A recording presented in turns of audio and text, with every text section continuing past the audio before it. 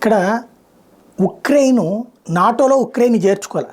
కానీ America NATO chief కలిసి ఆ మధ్యన ఒక పిటింగ్ పెట్టారు.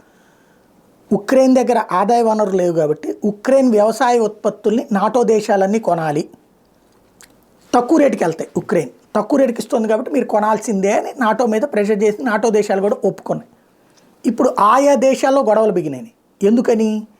నాటో దేశాలలో అక్కడ రైతులు పంటలు పండించుకుంటారు కదా, వాళ్ళది 100 రూపాయలు ఉంటే వీడిది 50 రూపాయలు 60 రూపాయలకి వచ్చేటప్పటికి ఇది కొంటున్నారు అక్కడ ఉన్నటువంటి వ్యాపారులు, పబ్లిక్. వాళ్ళ ఆయా రైతులు పండించిన వాటికి గిట్టుబాటు లేకుండా పోతుంది.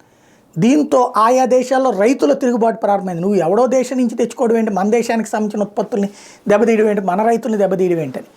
ఇట్లాంటి పరిస్థితి ఎక్కడి దాకా వెళ్ళిందంటే ఏదైతే ఉక్రెయిన్ పక్కన ఉన్నటువంటి దేశాల్లోనే ఉద్యమాలు, పోలాండ్లో ఉన్నటువంటి రైతులు పెద్ద ఎత్తున ఉద్యమించి వీళ్ళు ఎంత చెప్పినా కూడా రైతులు ఎంత చెప్పినా పోలాండ్ కొనుగోలు చేస్తోంది. అలా సప్లై వచ్చినటువంటి లారీలు ట్రైన్లకి అడ్డంగా పోలాండ్ రైతులు పడుకున్నారు. పైగా రష్యా బ్యానర్ అడ్డు పెట్టుకుని రష్యాని నాశనం చేయడానికి కుట్ర పన్నినటువంటి ఉక్రెయిన్ కోసం మనం ఎందుకు, మా రైతుల ప్రయోజనాలు ఎందుకు త్యాగం చేయాలంటూ ఉద్యమించారు.